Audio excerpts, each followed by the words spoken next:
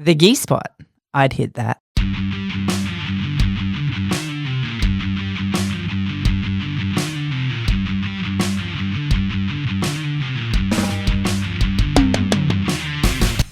Welcome to the Gear Spot podcast. My name's Rachel Bradshaw and I have a black belt in jiu-jitsu. Do. Hello, I'm Kaz Page and I'm trying to get really comfortable and I can't.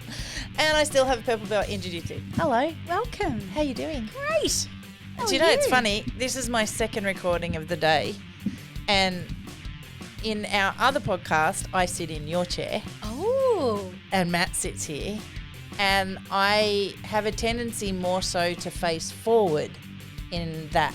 I don't know why. Sitting in that chair, I face forward and every so often I look at him sort of sideways. Yeah. Whereas in this one, I sit in this chair and I sit this way.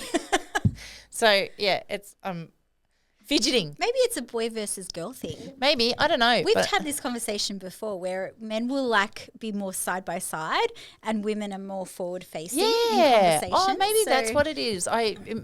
Doing a podcast with Matt brings out my inner man, and so we go face to face, forward facing, and doing it with you brings out my inner female, and so I sit face to face with you. That makes logical sense, Rach. But physical sense, I don't know, maybe not. Yeah. We'll I just see. know I'm in fidget mode, so I'll be very restless today. Why is that? I don't know. Talk to me. Because I'm autistic. I don't know. I'm tisming. tisms. Yeah, I'm in fidget mode. I'm not settled in my headspace, so it comes out physically and I'll fidget the whole way through. I see you got all your jewelry on today. We went down to the markets on the weekend and we were looking at these rings that have like these spinners in it. Oh, yeah. And I was like, that's cool. And Flynn Yeah. was like, yeah, that's for like tisming people so they can like play with their Fidget. rings. Yeah. Yeah, Interesting. I have that. So my little red beaded thing here, I do that a lot and I'll stretch it out and then I spin the beads that are on it. Yeah. I'll do that a lot with that. I do that a lot with the ring that I had made. So that's a meltdown of like 6 rings that I had remade into infinity. And so I like the fact that I actually can't turn that around, or if I do turn it around, it's like I can squeeze into it. So there's I fidget with all my stuff. All kinds of I had interesting actually things. on my Pandora bracelet, so completely non-jiu-jitsu relevant on any level, but on my Pandora bracelet, one of my charms, it spins as well. And so when I wear my Pandora bracelet, I fidget a lot with that too. But yeah, so there you go. Very cool. Anyway, Yeah, back to the point at hand. You sent me a topic today. I did. And you were like, can we have a talk about this? I and did. I really like it because in my mind, I'm like, oh, we're going to deep dive into Kaz's game today. I don't have a game. So I thought this is going to be really cool because like for probably one of the first times ever on this podcast, we do it in our discussions generally, but in this podcast on air, in front of cameras and on the microphones, I'm going to sit here as your coach today and we're going to deep dive down a thought process of jiu-jitsu. Mm-hmm. So introduce the topic and tell us what we're going to talk about. So the thing that came to mind that I thought might be of interest is slow down. And the reason I thought it might be of interest is because it's I've heard it for the last 7 years in jiu-jitsu while I've been on the mats. I've heard it in taking the piss out of white belts, taking the piss out of, blue belts that have just entered into the realms. And whilst I've logically understood what all you experts above me have been saying, I've never physically understood it. Yep. I've never consciously brought it into my mindset whilst rolling.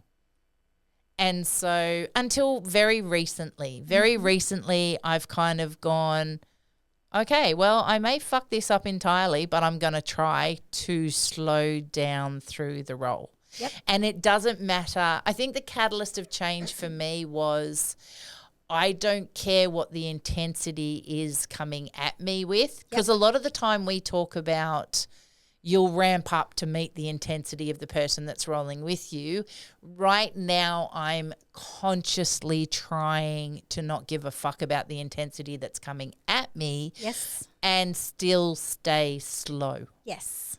And I wanted to, find out if that's a real thing for other people as well out there. But I also wanted to talk about it from, I guess, a generalized perspective on when people above others, so higher ranking, more experienced people, say it, what do you actually think you mean when you say it versus what are people hearing when it's said? And I think for a long time for me, I didn't understand it well enough. Like, slow down, yeah, cool, okay, fine. But if they're coming at me 100 miles an hour, then that's the green light to go 100 miles an hour, right? It's too, I don't know if this is going to make sense or not, but it's two individual people rolling on the mats, and for the longest of time, I was rolling in their role. Yes. You're reacting to what they're doing to you. Yes. And more so than that, I'm do you know what the pinnacle of change for me was? Tell me. It was your husband. Okay. Because you and Matt are my favourite people in the whole wide world to roll with, right? Because you challenge me, you push me, you don't kill me. It's as simple as that. And I don't kill you. You know what to expect from me, and it's okay. I get to be me in rolls with you two. Yep. And that's my fun time. Whenever I roll with Coach Grant, he doesn't. He tries to kill you? No, he doesn't even do that. He just waits. Yes. And I'm like, please don't wait.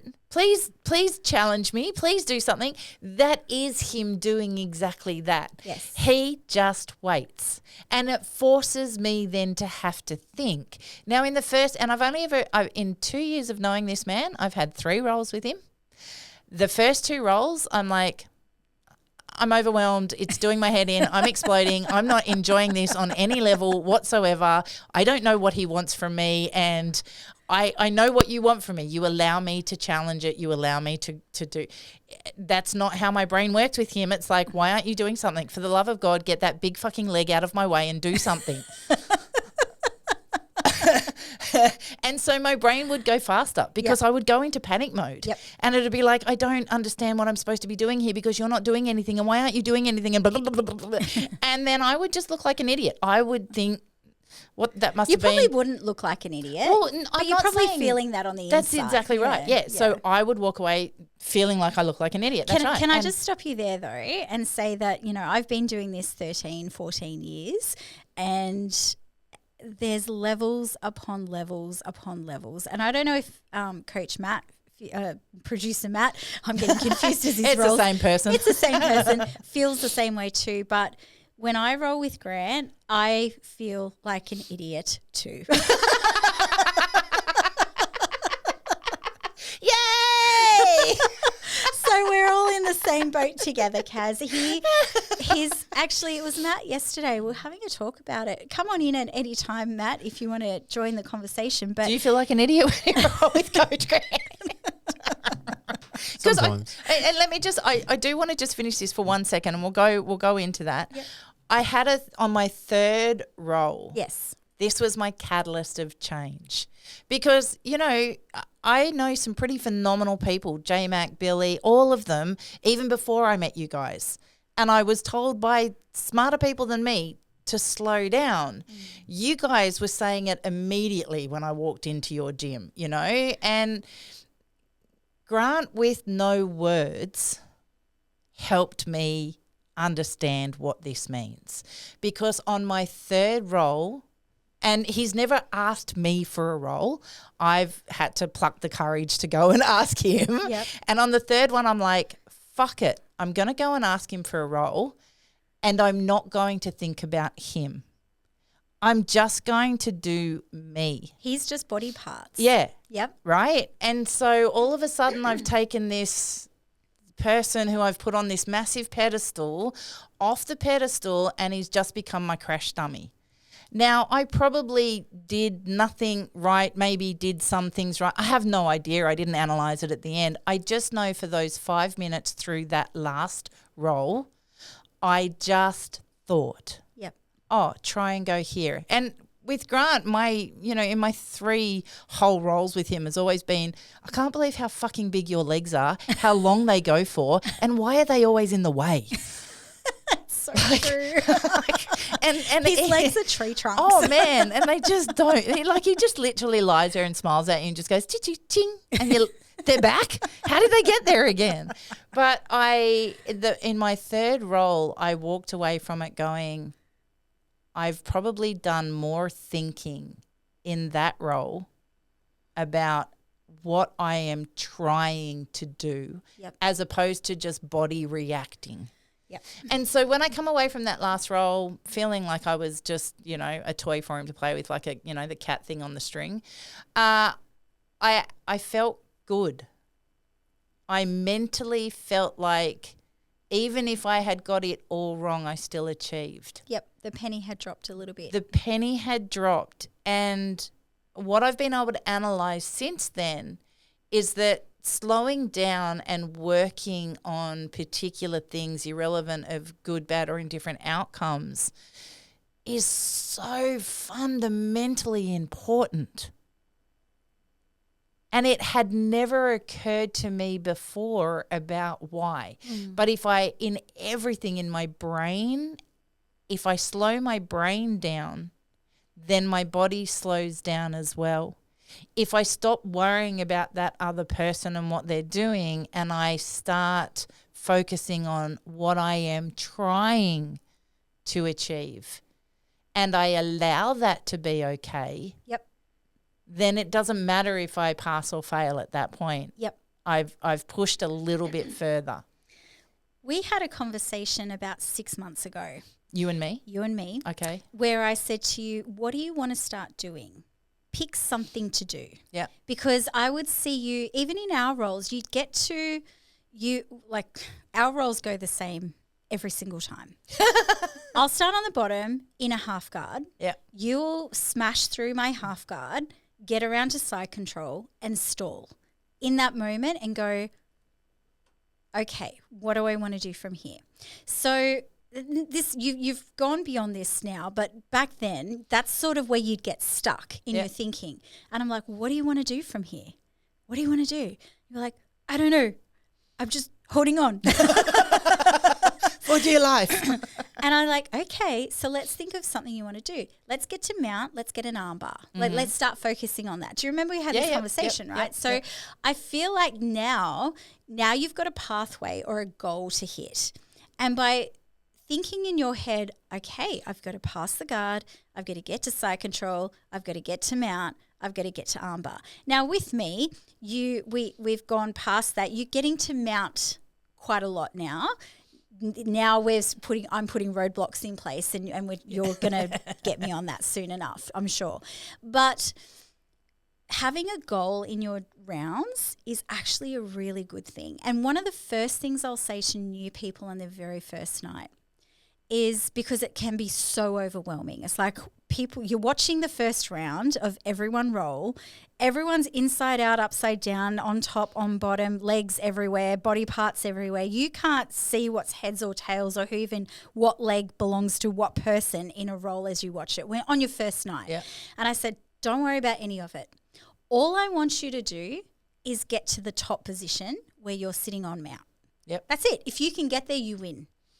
And I give that challenge to them because I think above all else, whether you're on the bottom or the top, or you're in their guard, or you're between their one leg and you got a half guard, or this or that, or up there upside down, you're just thinking now all roads are going to lead to me trying to get on and sit on their belly. Mm-hmm. That's it. Yeah. So having a pathway and having a goal and a mindset, this is the direction I want to go, and I'm just going to get there. As you go on that route, if they put like a knee in place, or they put a frame in place, or they turn upside down, or they spin in front of you, none of that becomes a problem then. It is a problem, but it's just a roadblock where you've got to go, now I've got to detour around this to get back to where I want to be. You're not getting lost in the woods, upside down, inside out, in some unknown area that you don't want to be. You're still focusing on how I'm going to get back to the main road. Yep. How I'm going to get back to where I need to be so then I can progress forward and keep on my pathway. So I think that that's probably been a little bit of a penny drop for you as well, where having our conversation and then having that role with Grant and not seeing him as Coach Grant, but seeing him as crash dummy body parts in the way of where you need to be has probably helped you a lot. Absolutely. Look, I am super fortunate because, you know, I get to come home. As you know, we've got our own gym downstairs.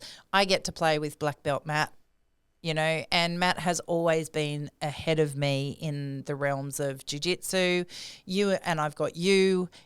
You are my absolute favorite role. When, you know, if I don't get to roll for you with you in a class, then that's a bad day for me. Oh no! So Please grab me every round. Yeah, pressure. I mean, not pressure. every round. No, but I need to survive as well. No, every session, grab me for a round is what I meant. Hey guys, sorry for the interruption here. We just wanted to shout out to all our Central Coast and New South Wales listeners. One of our great mates has started a new business, Central Coast Supplements. Damien's a great guy who also happens to be a veteran. And as you guys know, My Broken Productions and Iconic are huge supporters of our veterans and first responders. So we'd love to see you guys get behind this awesome new business. If you're looking for protein supplements, healthy snacks for the kids, or just all-round better health options for the family, check out Damien's website, centralcoastsupplements.com.au. And guys, make sure you remember to use the discount code GISPOT. That's GI space SPOT. GISPOT at the checkout. Now, where were we, Rach? And, you know, and Matt's obviously my safe space. And we talked the other day because I still have, you know, I've been through a pretty big medical process. Yes. So there is still things that I have to work through mentally to be able to come back full blown on the mats as well. And I'm working through that. So I'm super fortunate than probably a lot of other people that I'm married to. My best friend is, you know, so I'm lucky in that regard. The conversations that you and I had, Matt's been able to piggyback off as well, and we've worked on stuff down here to go, hey, this really is a stepping stone, right? Yep. Like you work on stage 1, you work on stage 2. In my brain, that's not how my brain processes when I go into a role. Yep. And this has been the probably the hardest part of my journey is being able to go, I get everything you're saying. Yep. I understand it. And I promise you with all that I am, I know that that's what I need to do the minute that clock goes. Yes. It's just not what I do. And all plans go out the window. They do. It just goes into mental blank. And But I love how you said it, and I think it's so true that you said, Grant showed me without words. Yeah, because there is nothing there's nothing. He gives me nothing. You guys give me stuff in the moment, and that's what I focus on in the moment. He doesn't. He just kind of lies back and says, Here I am. you know, like, what the fuck is that? And so he forced me into a situation where I had to do something. And the first 2 times that was overwhelming.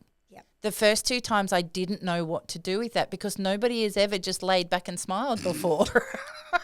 This could be a whole other podcast if you're just tuning in right now. Are you a fan of The Simpsons? Did you ever watch it? No. So there was an episode where it could have been Flanders took up jiu-jitsu. It's fantastic. And he comes, I think it's to Homer Simpson, I think. Anyway, he comes in and he lays down on his back with all 4 limbs up in the air, like a dog upside down, and says, crawl atop me and meet your doom. It's pretty much what you're getting when you go with Grant, right? It's like crawl atop me and meet your doom. Yeah, pretty much. And I do, and he smiles when I do.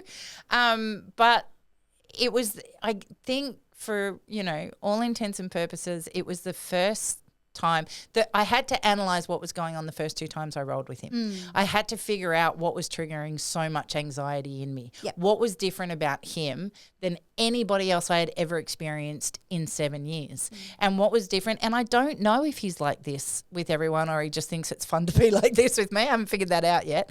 But what was different was the fact that there was no equality there. He didn't, whereas you will do stuff that triggers a reaction from me, and so will Matt, Yep. and we will work through and all the rest of it. I didn't have the mental spasm. I don't have the mental spasm with you guys as what he was triggering for some reason.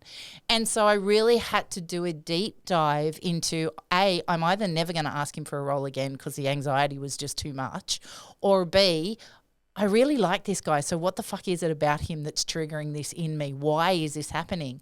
And so I did. I put a lot of time into trying to figure that out. And I wanted to see if I was right. Yep. So that's what drove me into the third.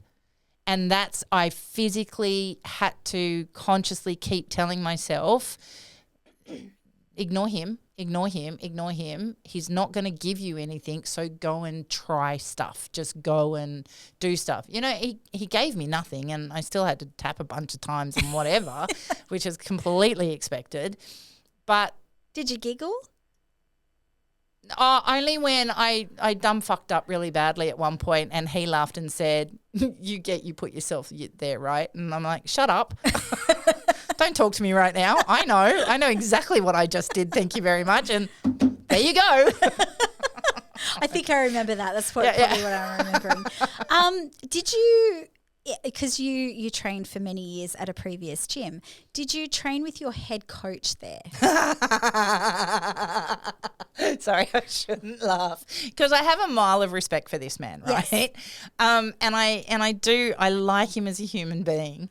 Yes, I think in the however many years we were there at that gym, I had 2 or 3 rolls with him. Okay. The last roll, again, being me, 100 miles an hour and all the rest of it, I accidentally moved too fast. And I don't have long nails, but I have nails, and it went straight across his eyeball and sliced his eyeball. He never asked me for a roll again. Oh, dear. How was it? How was your anxiety rolling with him? I didn't have any. Okay. And I never had any with him. Again, because he was a lot like rolling with you and Matt. Yeah. There is such a defined difference. And I don't even know if I'm explaining it right about my first 2 rolls with Grant versus my third versus my rolls with everybody else. It isn't like anything else I had experienced before. And I don't know if it's because we both tism and, we speak different languages in our tisms or what. I don't know. But there's something about those first 2 rolls that just spiraled me. And I'm like, I don't know what you're waiting for right now, but whatever the fuck it is, I don't have it. So sorry. On my third, there just wasn't any of that. I'm just like, you know what? I have to stop waiting for it. I have to stop waiting for him to give me the green light. Like the green light was the starting of the clock. Yep. Just go do it. Yep. And figure something out. And if you get it, great. And if you don't, so be it. For me, that relaxed everything in my brain. I get what you mean. I've rolled with Luke, I don't know, countless times, like over the years. But early on, yes, I get that level of anxiety. And I remember I was a blue belt something or other, and I tapped hands, bumped fists with him. And about a minute into the roll, he just stopped me. And he said, you need to remember to breathe.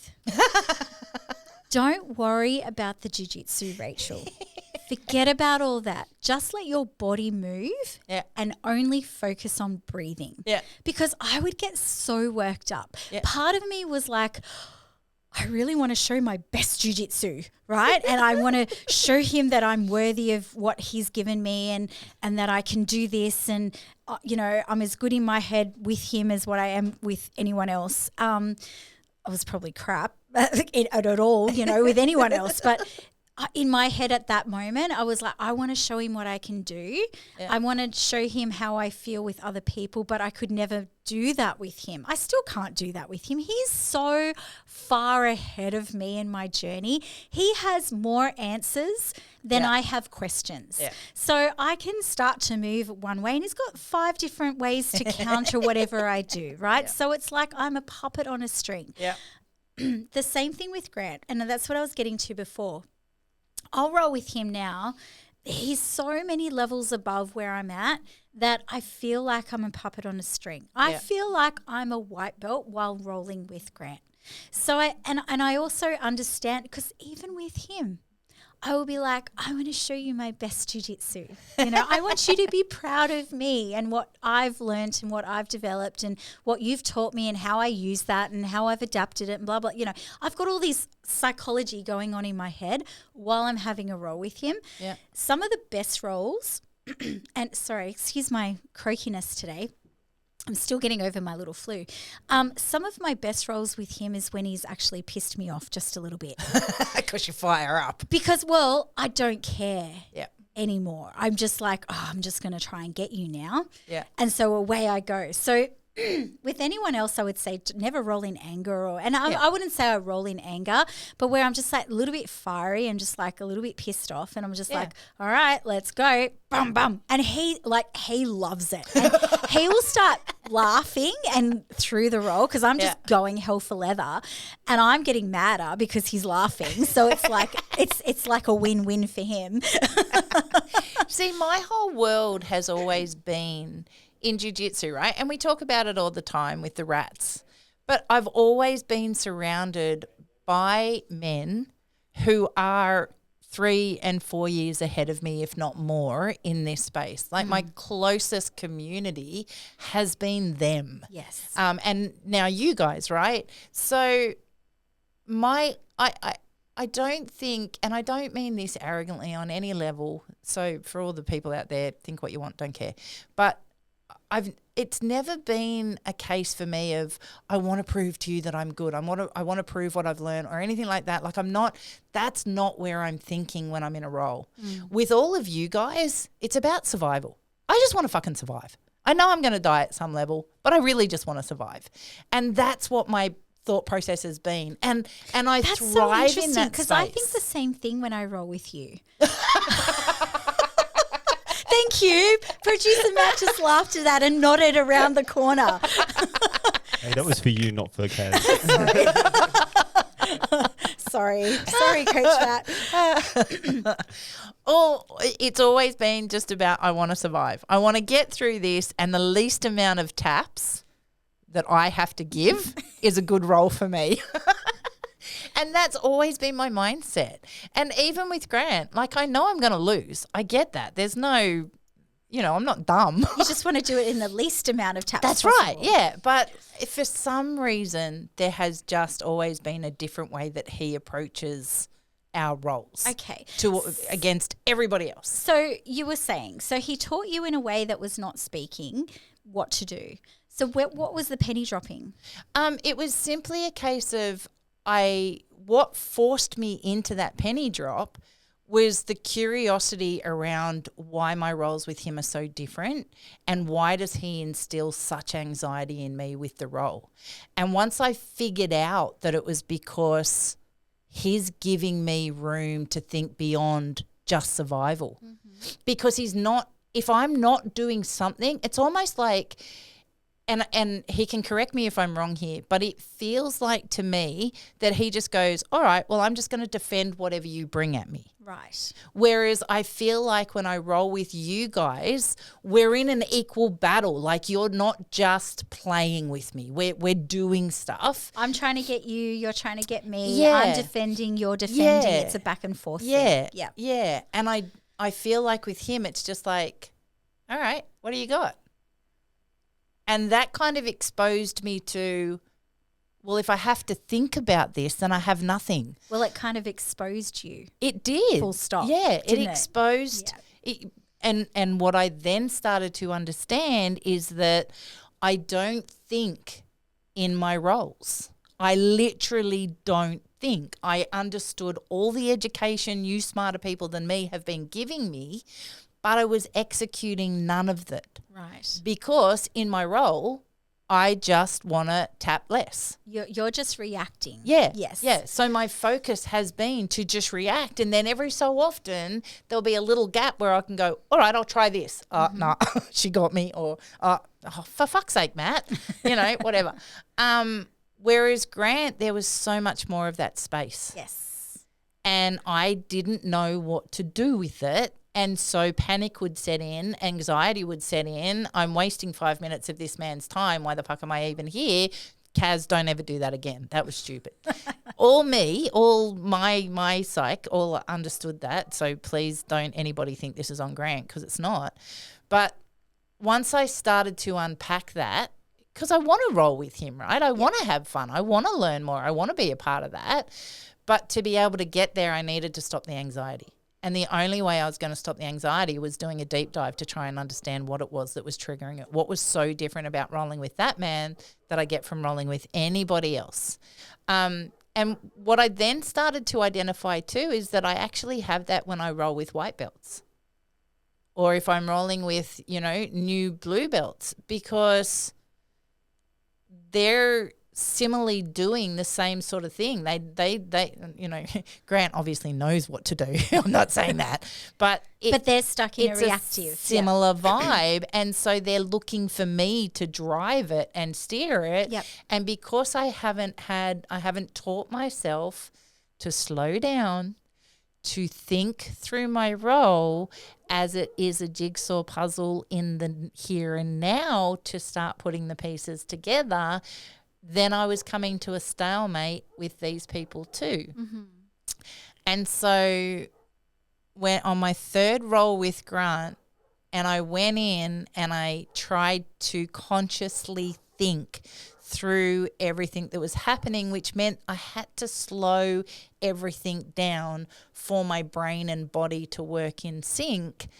And because he was doing nothing, he allowed me that time to then try and do some new things. Now, it looked like a colossal fuck up. It looked like I was a complete mess and had no clue, but I knew that I was doing something different. And that I come away from that going, oh, that's what they all meant. Okay. And so every role I've had since then, yes, that's exactly what I've done. And I think I even said to you, the last role we had, I said to you, I'm trying really hard to be different. Yep. And that's what I meant. I'm trying really hard to not just try and survive. Yep. I'm trying really hard at the moment to not go to what I know. Do you know, I'm trying now to look for something different. And I know there's so many seeds there. Like I get to high mount and I know there's something that comes after this, and I know I'm supposed to put my leg a particular way and hold the head up and all the rest of it. Do you think I can finish it? Not for fucking light day. But I will get there, and I know it exists. Yep. So, yeah, I think, there's going to be so many people out there that are hearing from smarter people than them, slow down. Or I had so many of the boys tap me on the head, so many rolls through the last 7 years of my life going, are you breathing? Can you breathe? So I get that. The Luke comment to you, I get that immensely. But there is more to this. When somebody of a higher education, a higher belt than you is coming to you and saying you need to slow down, they're not just talking physically. And that's massive. And I hope out of this episode that maybe we can help people understand that a little bit more than just hearing those words and thinking they just mean, oh, just slow the roll down. That's not what it means.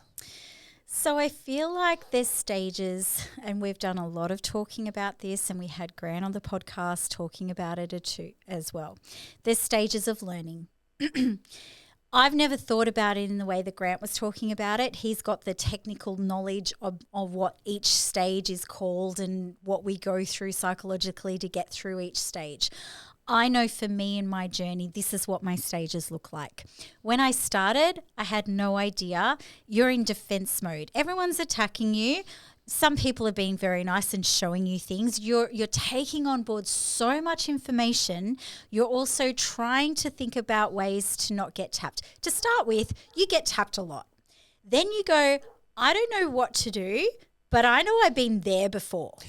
And so I know that if you've got my arm out here, I'm going to try and save it and not let you have my arm. So one of the first things you realize is not what to do, but what not to let the other person do to you. Yep. Right? Yep, So, fair. okay, you want my arm? I don't want you to have my arm. You want my neck? I don't want you to have my neck. Like, and so you're reacting. So Yep. you're very reactive in those next stages. Through that process, you start to acquire some more skills. So you go, okay, I'm on top. I know I want this position or that position. Oh, I just lost it. Oh, I just lost it. So you'll barely get sunlight before you're flipped and swept, or you're getting submitted in a random new position that you had no idea you could get. Do you know what I'm saying? Yep. So it builds and builds 100%. and builds, but you're still reactive. You're reacting to what they're doing with very small glimpses of, oh, I might do something to you. And the only time that you really get really good view of that is when you're with someone much newer than you. Not even close to newer than you, but much like on their first or second night. You'll go, oh, here's a chance for me to try something, which is why I don't always love what newer, like 1 or 2 stripe white belts going with the brand new white belts, Yeah. because their ego comes into it, and then they're like, oh, let me smash you. Here's someone I'm actually going to win against, right? Yeah. It's like, Dumb and Yeah. Dumber. The blind leading the blinder. So, and you see the most random made up submissions that would never work with anyone else, like someone cross-collar choking you from underneath mount, things like that would never work, but it works on 2 people that don't know what they're doing. I feel like then the next stage for me was control. And I know exactly where you are at the moment, because I remember rolling with someone, and I was a purple belt, brand new purple belt. And they said to me, rolling with you is like rolling with an anaconda snake. So once you get into position, all other opportunities for escape get shut down. And I'm like, oh, that's the coolest compliment I've ever received. Like, I love that. I love that, once I'm on top side control, there's no space, and I can go from there into mount and there's less space, and I can go from mount into high mount, and then they just feel so cooked, and then I get my submission. I love that sequence of events where there's zero space for them to move. Yeah. What I found with that over the course of my next stage, and I'm talking about purple heading into brown, all right? And I don't want to focus on the belts, but when I remember stages, back, right? they That's are right. stages of where I remember these pennies They dropping. have a place. They just They do. do. Yep. So I remember going, this is still really hard work. I'm using so much energy in my rolls to control, right? That by the end of the 5 minutes, I'd be quite tired. I've used all my arms. I'm gassed. I'm this, I'm that. It took a lot of energy to use so much control. The penny dropped for me that, okay, what if I don't always force what I want, but go back to receiving or taking what they give me? Yep. So you've got to go through these cycles. Yeah. So to start with, you only take what they give you. Then you go through this learning stage where you start to go, no, that's what I want, and I'm going to get it, damn it, and nothing you can do can stop me. Yep. This is kind of where I feel like you're in at this moment, right? Yeah. Like you're in this, you've slowed down, you started to identify the steps along the way that you need to take to get what you want. And that's a beautiful stage to be in, because this is where you start to develop your game. Yeah. What Yep. do I want to achieve? Yeah, Right? yeah, And absolutely. that's classic purple belt stuff. I want to learn I really like high mount arm bars. I really like rear naked chokes. I really like foot locks, for example. So I'm going to have pathways that lead me to those things, and that's what I'm going to take every time I roll with someone. Yeah. Right? So classic. At some point in the future, the penny will drop for you like, oh, but it's still really hard work. And that the more people learn your game, the harder work it becomes. Because everyone knows Kaz wants this. I'm going to fight tooth and nail to make sure she doesn't get what she wants, right? So it becomes harder. This is where you've got to start opening things up and say, okay, rather than taking what I want, I'm going to go back to getting or taking what they give me. So this is where the game opens up. You'll actually apply less pressure, like physical pressure. You'll be a little bit freer with your movements because you're like, what are they going to give me? I'm going to open this up a bit. I'm not going to just hold them down, but I'm going to see what they do. And so you start to see what they do, and then you go back into reactive mode. React. Oh, I got that. Take that. And that's where you start. Because you know so much more than at the start, you can actually react and finish. Yeah. So you've got this beautiful thing. Again, recently, everything's changed for me again, where I'm like, I know what I want. I'm going to funnel you into pathways. Yep. I'm going to create a dilemma for you. You're going to either go give me position A, or you're going to turn and give me position B. Or I'm going to control you with only one exit strategy for you. And you're going to think that that's the way you want to go, but it actually leads you directly into where I want you to be. Yeah.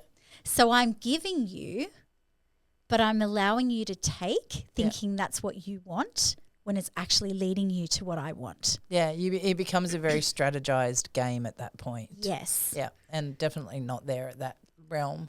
I do know that there was a few times during the course where you and I have rolled and you've given me feedback and stuff, and there is a number of times where you have said to me, Kaz, sometimes you just got to give it up and move on to something else, like, let go. And that has stuck with me, but it's not stuck with me to a point until just recently where I've executed, right? I've still held on. Because again, it comes back to this, I've never consciously thought through my role. Yep. I've literally just reacted. And so nowadays, if I'm rolling with people and I'm pursuing something and it's just, I either have to hunker in and be, oh, Kaz. Nowadays, I kind of giggle and go, okay, Rach, I'll let go. and I don't say it out loud because if I'm not rolling with Rach, it doesn't make a whole lot of sense and people will think I'm weirder than they already think I am. But in my little head, I go, okay, Rach, I'll let go. And I let go, and then I have a bit of a giggle. I'm like, all right, can't have that one today, so I'll move on. My most recent role last week with Matt, I didn't stay back. I just had one roll and then I went home. But I know for myself that my game historically has been equally physical, strength and trying to do technique, right? So I've never, ever relinquished. But I've also never hidden the fact that I'm quite strong. And, there is a part of jiu-jitsu that requires strength. There just is. Yep. So I use it and I capitalize on it when I can. But that also then, to your point, leaves me quite gassed at the end of the roll, right? It becomes physically exhausting. And I've tried to now consciously stop that as well. I'm consciously now trying to be more, no, I don't have to pin you down with 100%. I can pin you down with 40%. Yeah. And because I do have some skill in the pressure components.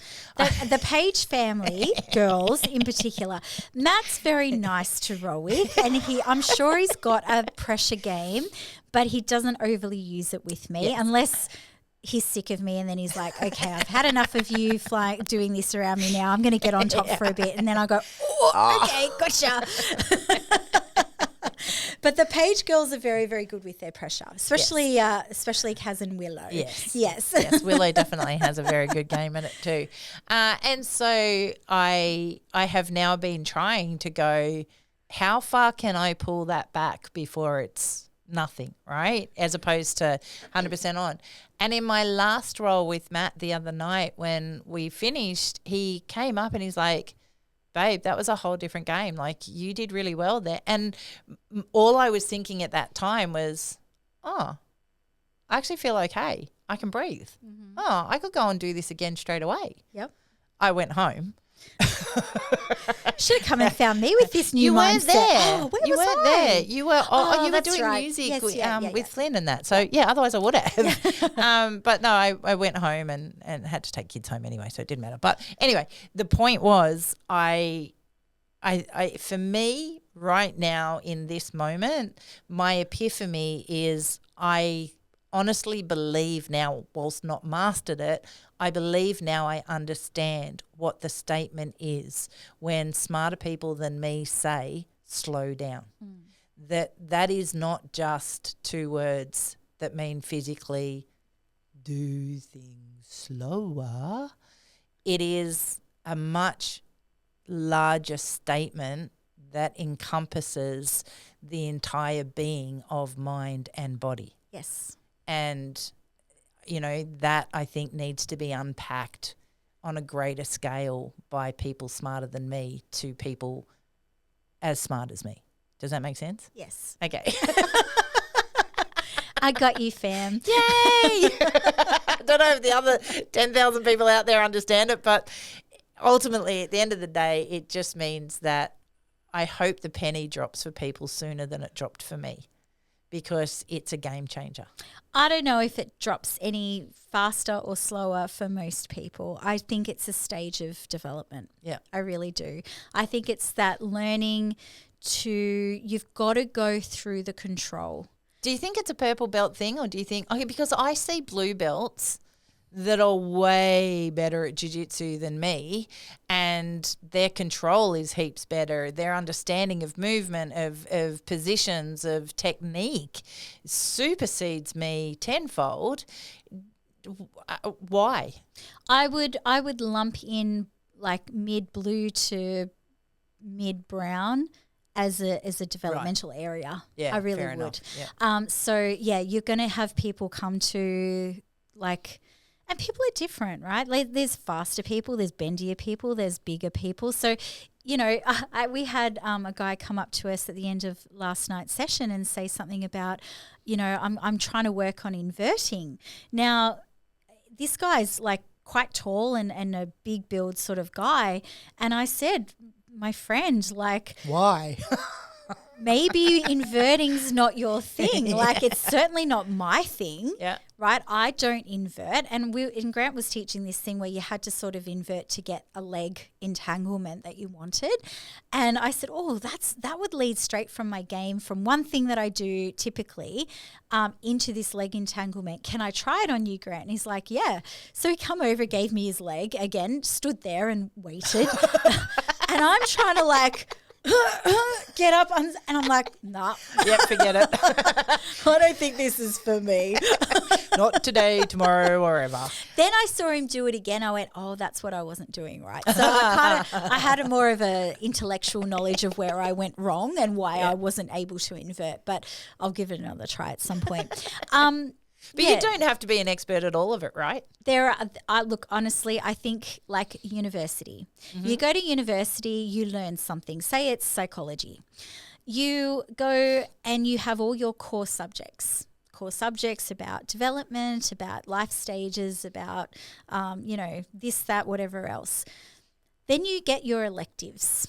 What do you want to do? Do you want to go into forensic psychology? Do you want to go into child psychology? Do you want to go into elderly, dementia psychology? Do you want to go into this or that? So you start to take on your electives, right? I feel like inverting is like an elective. Not one that you'll choose. Not one that I'm overly interested in. I sometimes play with it in some aspects, but I wasn't making it work last night at all. That's Producer Matt has said that quite a bit, and I know you're there, so you can jump in at any stage and correct me. But he has said that for the longest time he was just a generalist in jiu-jitsu and never really focused on any one particular thing, and that epiphany didn't come to him until much later in his jiu-jitsu journey. And I think for me, I got very good at side control, pressure, and whatever from there. I didn't allow myself the opportunity to explore other things because it was always just a case of follow that line, try and get there, because then they can't choke you. Yep. I honestly think unless, like if you're a hobbyist, if you're someone that comes into jiu-jitsu because you enjoy it, you have no real aspirations of going to like the Worlds or ACDC. Oh, I got huge aspirations for that band. Do you want to do rock and roll? Yeah. Or, things like that. That's the best way to approach it. Yeah. Be a jack of all trades. Have a generalized knowledge of every area because then you're stuck nowhere. Yeah. You've got answers from all positions and things like that. I think for the guys and girls who are very like focused on, I've got to have my competitive game happening. I'm going to like go through everyone with this position or whatever, having that really deep dive understanding of that is also a good thing. But it's going to be probably sometimes at your detriment for other areas. You can't put all eggs in all baskets and expect the best out of everything, which is why, in a normal person's journey, like, I remember times there where I just spammed Kimuras. I got Kimuras from every position possible. I did them all the time. I loved them. Everyone worked out that that's what I wanted to do. They started defending really hard. I suddenly started not getting them as much. So I had to move on. Yeah. That's kind of what happens to most people, right? So then I moved on to something else. Oh, this new interest. I got there a lot. I've, spammed that heaps. Got really good at those. Everyone worked out my game, stopped letting me get it. Okay, I have to move on to something else. And that's how most people's jiu-jitsu grows. Yeah. So that's, I guess, when we were having our conversation, 6 months ago, because I felt like you were getting a bit stuck in the mud, I was said to you, pick something. Yeah. Pick it and spam it. Yeah. Let people won't see it coming because you know what you're working on, right? Yeah. So you get this in, you'll get this in, and then you'll start to explore. Then they'll start to go, oh, this is what Kaz wants. I'm going to start defending. But because you've already so good at it and you've been able to like get it repetitively, they will defend. The first time they defend, you'll be like, oh, that's new, and you'll probably lose it. The next time they defend, you'll go, oh, been here before. What can come from this position? Yeah. And that's how you start to explore and build upon your game. But all of that is encompassed in your ability to think while you're rolling. Yes. And to be able to think while you're rolling, if people are finding, like if you get to the end of the 5 minutes, stop for a second. And if you can articulate back through the last 5 minutes of when she did this, I did that, when I did this, they did that, then that's good. You're consciously in that role. But if you get to the end of that 5 minutes and you're like, okay, I really have no idea what just happened then, but let's go next, then you're not consciously in that role, you're reactive. And that was my journey. That was my life. And I just didn't realize I wasn't consciously in the role. I would also add to that, there's probably a little mind switch that still needs to take place with you because you did I'm say sure it there's a before. few. No, there will. Of course there is. And there is for me too that I don't even know about yet. But before you said, you made the comment, like, I just want to make sure that every roll I tap less than right. Okay. This was a huge mind switch for me. When I realized the tap or being tapped didn't actually warrant or come into in any way, shape or form my win or loss in the roll. Yeah, 100%. So as soon as I gave that up and I was like, I don't care if I get tapped, and if I get tapped, I will tap, right? If I get submitted, I will tap. What I'm aiming for is that high mount armbar. Yep. That's all I care about. So I'm just going to go for that. Yep. Now, along the way, you might get tapped 3 times. But if you're worrying about the win or the losses being the tap, then that's actually going to keep you stuck in that mud because you're going to be so hard defending along the way that you won't even get to where you want to be. Yeah. But if in it you go, oh, okay, I didn't get the high mount armbar, but I got to mount for the first time on that person, that's my win. Yeah. That's my win. It's funny because, again, when I say a win for me was if I rolled with you and you tapped me 5 times, and then the next roll you only got me 3 times, that's a win for me. And in my head, I was processing that as I must be getting better at jiu-jitsu because you're always going to be better than me. But if I'm reducing what you can do to me, then I must be getting better at the movements and things like that. And I don't think it's a flawed logic. But it's still that reactive logic. Oh, absolutely, logic. absolutely. But it was the only logic I had because every single person in my world is better than me. Yep. And so there was no point in trying to go, well, try and do a different kind of win because that's not existing. I still had to change the landscape in my mind. It doesn't matter who I'm rolling with. To your point, I just needed to focus on trying to do something, trying to be consciously there and aware of my dummy person that I'm rolling with. I don't mean that disrespectfully. I mean it as like treating them as though they're a stuffed toy. But not like if you're going for a choke, all right, then yes, I have to defend it, but that becomes a unconscious thing to do. Yes. While I'm still consciously thinking I'm going to try and take your back or I'm going to try and get mount. Like that's where my focus has to remain. Look for the gaps, whatever, but stay present in the roll. Mm-hmm. And that was a huge thing for me. That was, and everybody has been saying it. So Billy, J-Mac, Brian, Matt, you, Grant even, people that I've been rolling with. Nick said it to me one time when I was rolling with. Everybody has been saying it.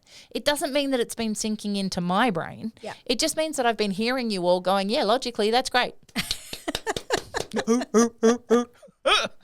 I finally, and again, it was anxiety driven. Yeah. It was because I didn't want to keep going back there and not having a frigging clue. And then all of a sudden it's like, you're actually giving me time to do what all these other smart people have been telling me to do? Okay, that's uncomfortable, but sure, let's give it a roll. And then all of a sudden I could then, I took it into the next role with you, and then I took it into the next role with Matt, and I take it into the roles now that I have with the ladies as well on a Wednesday and whatnot and so forth. And that has given me a different level of fun in my own brain too. Yes. Because it's like, okay, all right, well, I'm just going to try and do this now. Or, I have so much fun when I roll with the ladies on a Wednesday night because they'll do something and I'll giggle. I'll go, oh, no, don't do that because then I'm going to do this. And, and I will talk through and because they're laughing at me because I'm an idiot and we go down that path. But it's fun now being consciously in my role. Yes. Which is completely different and nothing I have ever experienced before. So now you are consciously active. Yes. In your role. Yes. Rather than consciously reactive. Well, unconsciously reactive. Yeah. And it's, for anybody who thinks I'm talking out my ass right now, get to the end of a role and tell me, break it down for me. Were you consciously there or were you unconsciously reacting? Yep. Because they are two different worlds. And I'm not saying that either is right or wrong, but they are two different. And for the love of God, please experience both. How long have you been driving a car for? Oh, frig. 30 to 33 years. Okay. Me too. Longer than most people have been alive. Yeah. So I got my license I got my license. Yeah, longer than that now. Yeah. I got to do the maths. Because I did the maths the other day and I thought it was 34 I got my license when I was years. 18 and I'm 52. Smarter people than me can do the maths. 31 years I've been driving for. We don't think about it. No, I would probably fail my license today. If You I had to wouldn't. go and You do the wouldn't. You wouldn't test. fail. Maybe the head checks. Head checks are a big thing apparently. Yeah, You've got yeah. to check all the time. Yeah, no. I went on a driving lesson with my son Mm-hmm. yesterday. I sat in the back seat of my car. He drove in the front seat. His instructor was in the passenger seat. It was very, very interesting to hear his driving instructor teach him through this lesson. Now he's ready for his P's, which in Australia just means that he's ready to go for the test where he can drive around by himself and not have a supervisor next to him. And still has restrictions on that. Still restrictions, but he can sort of be a big boy. One of the things two things I took special attention of. The driving instructor could have been a yogi. His voice was so soothing and so calming in the way that he spoke was just like this. And we're approaching an intersection now. I need you to slow down, slow to a walk. A walk is good. Sounds like our last episode with J-Mac. Yeah. And the way that he spoke was just so Chill. calming and relaxed. And I was like, this guy's in the right profession if he wasn't going to be a yoga teacher. Like, so good. Yeah. No person's going to get stressed out listening to him next to you. We're approaching we've got tons of roundabouts on the Central Coast, right? It's like roundabout city. Yep. And we're approaching this roundabout and he said, okay, I want you to slow down, slow to a walk, look at the cars, find your gap and go. So what he's saying is approach with caution, go slow because you need to be ready to stop or halt at any point, but you're going to look ahead a couple of steps. He goes, I want you to look ahead to a couple of cars that are coming through. See if you can identify where the gap is going to be before you actually see the gap. Mm-hmm. And go, there's going to be my chance. I've just got to wait for it to happen. Yep. He goes, and then once that car's through, then I want you to go.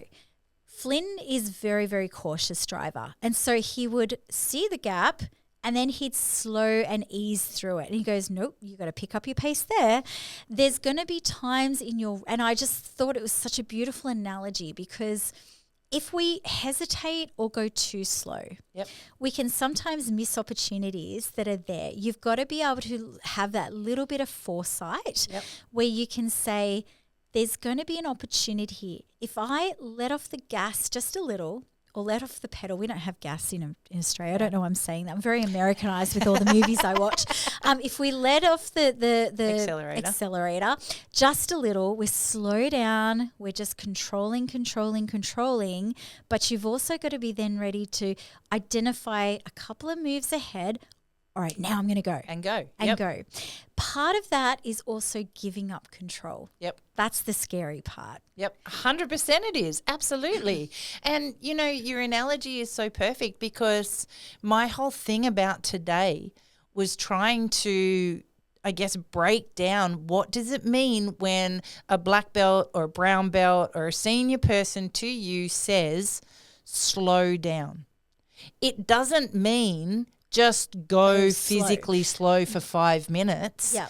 It's a metaphor for so much more in those two words. Yes. You know, and to everything you've just said about your instructor teaching Flynn, the roles are the same, right? Mm-hmm. Like you've got to go into it with a purpose and you've got to go into it with some form of steps ahead of what you're trying to achieve.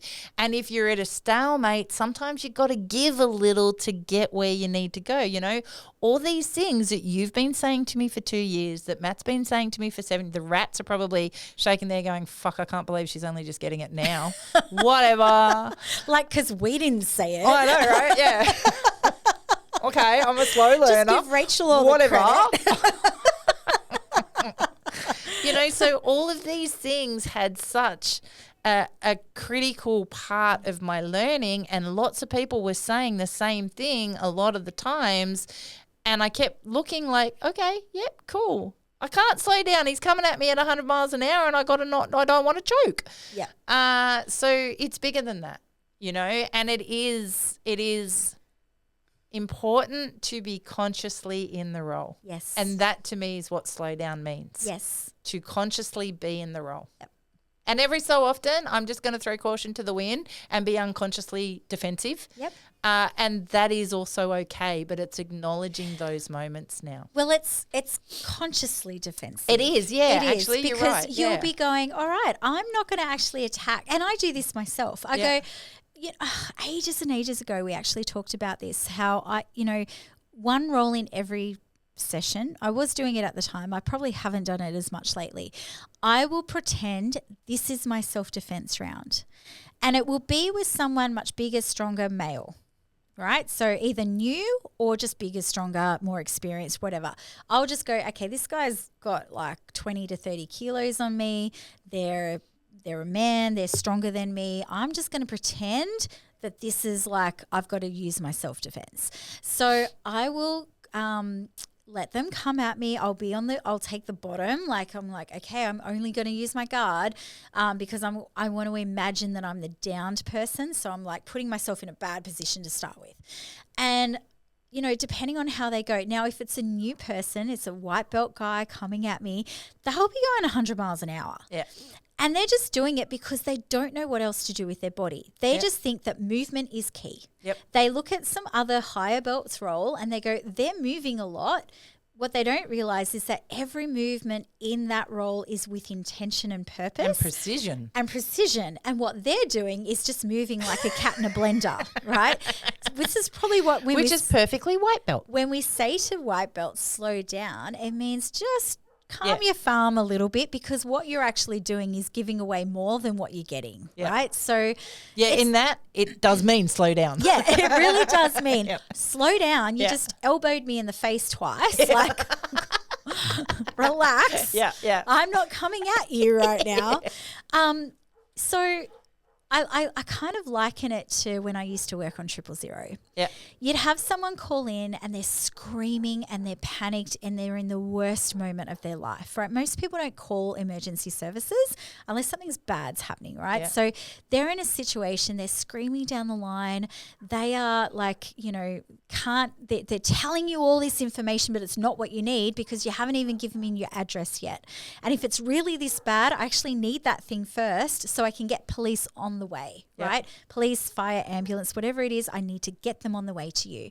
So I remember so many of my colleagues will get caught up in that hype and they'd be like, you need to stop yelling at me. I need to know what your address is. And they're like yelling, and they're getting yelling back and they're yelling, and it's like meeting intensity for intensity. It's a shitstorm. Yeah. Whereas one of the things that I used to do was that I just sort of go quiet and just let them, I go, you know what, I could start arguing with you. It's going to waste 15 seconds. But if I let you go for 5 and then I go, hello, can you hear me? Hello. They'll go, oh, can you hear me? I say, okay, great. What's your address? Yeah. So I've just kind of like just put a blip in their thought processes, right? And I'm really calm and I'm really quiet, almost whispering in the line, like, can you hear me? You know, and oh, yes, I can hear you. Can you hear me? You know, and then I'd get their attention. That's how I like rolling with white belts and blue belts sometimes. It's like, I've got to be calm. And what will happen is they'll start off, but then they'll calm down with me. Yeah. If I hype up to them, then the roll gets out of control. Yeah. And I'm going to likely get kicked in the head or head butted, or something random is going to happen and it's going to hurt me, right? So sometimes I just turtle up, let them spin around. Okay, are we ready? And then, there's a grip. Okay, there's a foot in the hip. Okay, now I've got you. Yeah. Now just relax. It's okay. I'm not going to try to hurt you. I can remember one time I was rolling with Billy, and it was down here in Rats HQ, and Billy's probably my height, maybe a bit taller than me, similar sort of size. He's a shit ton stronger than me, and black belt. And I was rolling with him, and at one point there, he just almost like put me up in almost like a cradle position, and then just looked down at me and went, "Can you just breathe? Can you just breathe? Just breathe, Kaz. We're not moving till you breathe." I'm like, thought I was breathing. No, slow down. Okay. The Slowly. I'll never forget. Can you just breathe? I'm alive. You're trying to kill me. He's like, no, I'm not. I'm really not. You're trying to kill yourself right now. Yeah, pretty much. Yeah. You're hyperventilating. That's back in my my white belt days. Very much so. Fun but times. yeah, look, I honestly think I thought it was a good episode because it was such an epiphany for me.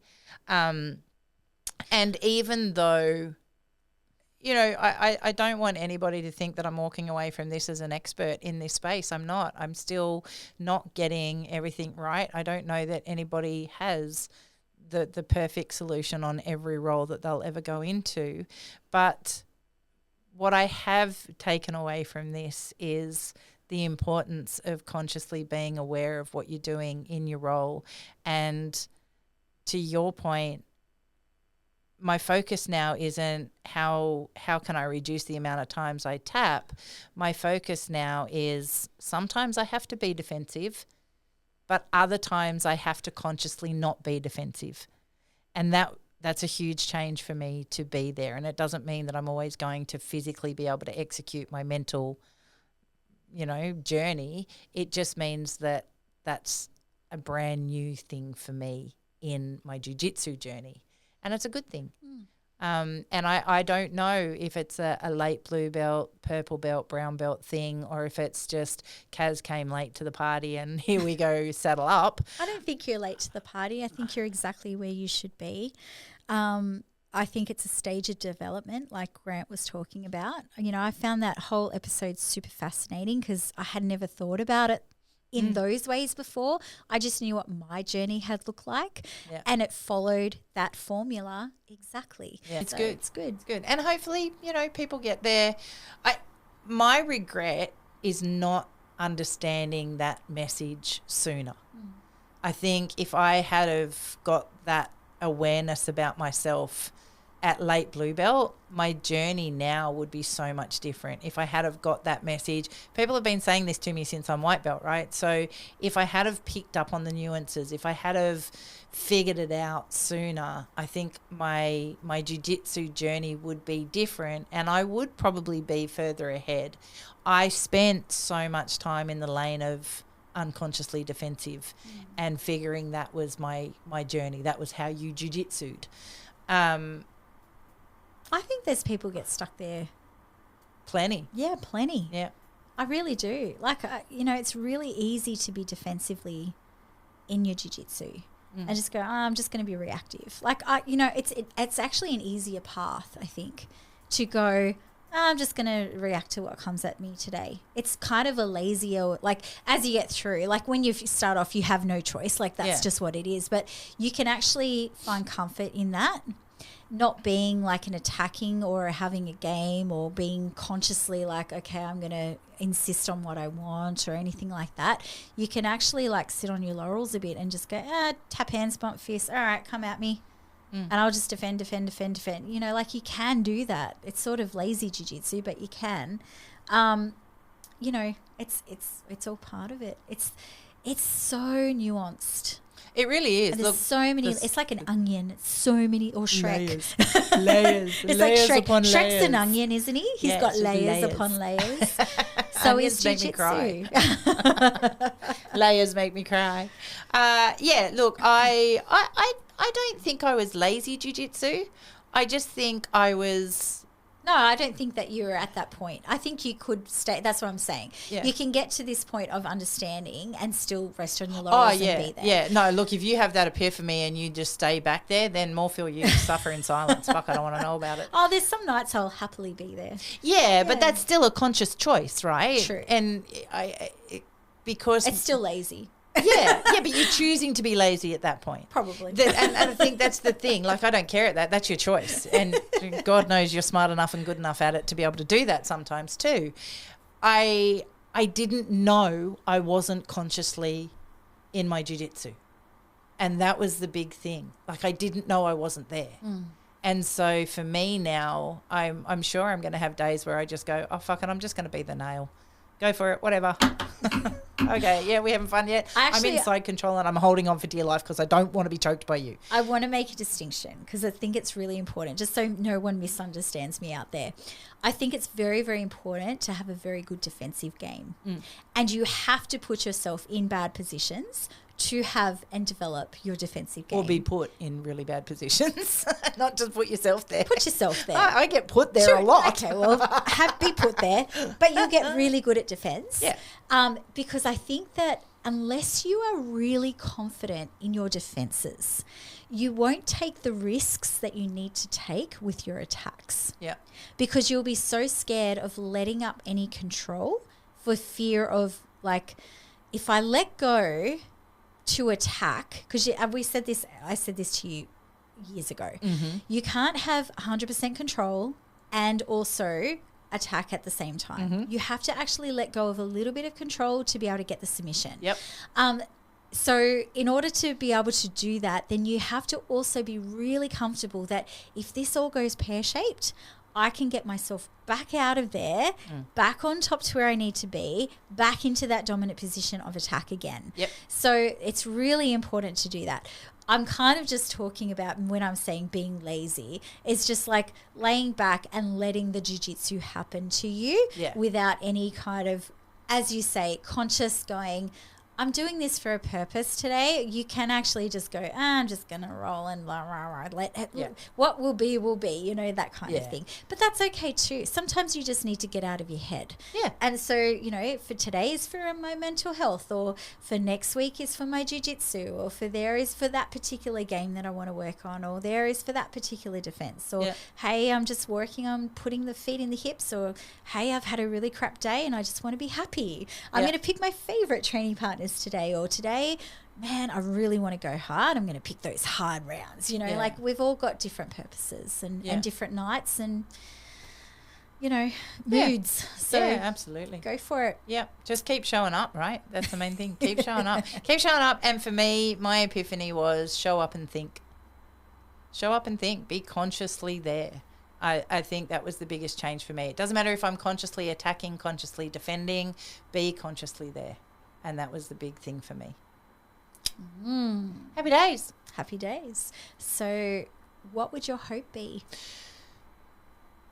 My hope comes from two perspectives, the person giving the advice and the person receiving the advice. So if you're the person out there telling those coming up behind you to slow down, if you have the opportunity to elaborate a little bit more on what that means, if they're not just white belt and you're not just trying to tell them to slow down, give some thought to that, because I know for me it meant so much more than those two words, and it's taken me a hell of a journey to figure that out.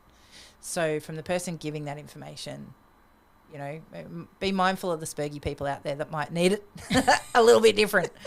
And same, I guess, to the other side too. If somebody's taking the time to and deem you worthy enough to give you that advice, always ask.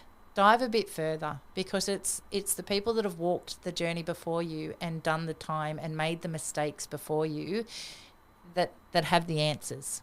And so if they're taking the time to give you the advice and you're not 100% sure where that lands or what that means or how to execute that advice, it's a high probability that they will give you more if you ask. So ask and find a way to be consciously in your roles. Whether it's a defense or an attack, be consciously there. That's my hope. What's your hope? My hope, I've got about 3 or 4 going around in my head at the moment. Give them all. Well, my hope would be this, that you allow the growth to happen. And it's going to take time, and it's going to happen when you're ready. Yeah. And it's only going to be looking back that you'll be able to really identify those stages of growth, those stages of learning, and what your journey's been like along the way. The old saying, you can't put an old head on young shoulders, right? It's the same for this. And it's why I kind of harp on the fact that you can have people come up through jiu-jitsu and maybe they're athletically gifted. Maybe they're really smart and they pick up the moves really quickly, and so they fly through their ranks, but they haven't quite developed in their person what they would have if their journey had been a little bit slower. Mm-hmm. It's kind of what on the Chris Howder episode we talked a little bit about, you know, this kind of new thing where people seem to be rushing to get to black belt. There's so much growth and understanding about yourself along the way when the journey happens organically. Yep. Now, for some people, that's going to be faster. You know, people are going to be aware of some of these things, like even at white belt. Some people may not arrive at these conclusions until brown belt. You know, it just depends on the person. It depends on your coaches, your mentors, your environment. Training environment makes a huge difference to how you pick up knowledge. You know, but in the grand scheme of things, things will come to you when you're ready to receive them. So be open, take on the feedback, but also, and this is so important, don't be too hard on yourself. Yeah. It is a hobby. Yep. It's something that we do for enjoyment. It's not to be psychoanalyzed to within an inch of its life. It's not to like give us sleepless nights. It's, you know, on the contrary, we do jiu-jitsu to help give us better sleeps, right? So if you're lying awake at night going, oh, my coach said this and blah, blah, blah, and now I've got to try, like, let it go. You know, just be easy on yourself. Be kind to yourself in the journey because it's a long one. And if you're hard on yourself, man, that's going to be a really hard, long journey. It also makes it easier to walk away from it. It really does. So, yeah, go easy. Yeah, that would be my hope. Nice. Yeah, I like this. Yeah, well done. Me too. This was a beautiful chat today. I liked it. And look, I have no doubt that the things we've spoken about today will actually resonate with so many people out there. I hope so. And I hope it helps, right? Because that's why we're here. Yep, We just want it to be fun for everyone. absolutely. Yay. And for us most of all. Yeah, well, you know, we're going to do this whether or not we're helping people. So. Yeah, but we do this because like it's chat. fun, I right? know, yeah, we like sitting here chatting.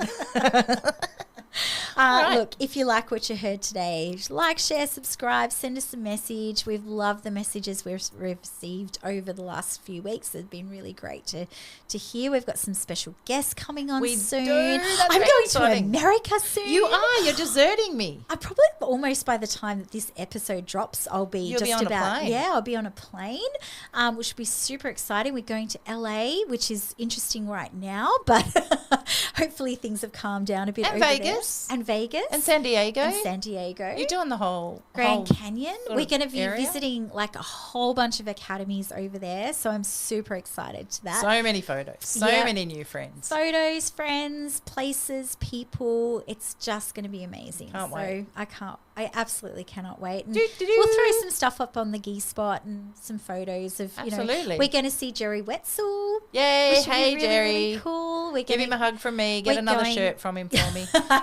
we're going to see Chris Houter. Hey, Chris. And we've got a whole bunch of other names on our list to go to train at and things like that. So, yeah, I can't wait. So it's going to be a great few weeks coming up with our guests and that and all this sort of stuff happening. So exciting times for the Gi Spot It podcast. is. Very exciting times. Yeah. I'm very, very jealous, very envious that you're going on a holiday without me. I don't care if it's your anniversary or not. You're not taking me with me, and that makes me sad. I'll message you. Yeah, well, it's not the same as me being there with you. I'm sorry. Grant, you can stay home, you know. No. I'm actually really looking forward to I it. know. We're not It's taking awesome. the kids. It's just him and I. I know. Is this the first time? No. We had a little holiday. Yeah, but this is the first time overseas for a Oh, couple of yes. weeks away from Absolutely. the boys. et Yeah, cetera, this so will be our longest period away from the boys Yeah. since they were born. Yeah. Yeah, Wow. yeah. Huge. Oh, wow. Once you do it once, There's you'll no going back. There's no going back. Yeah. You cannot put that toothpaste back in the tube, my friend. It's out. It's done. You might as well start polishing and planning the next one. There we go. Sounds good to me. All Have right. fun. Well, until next time. See you next week. Bye. Bye.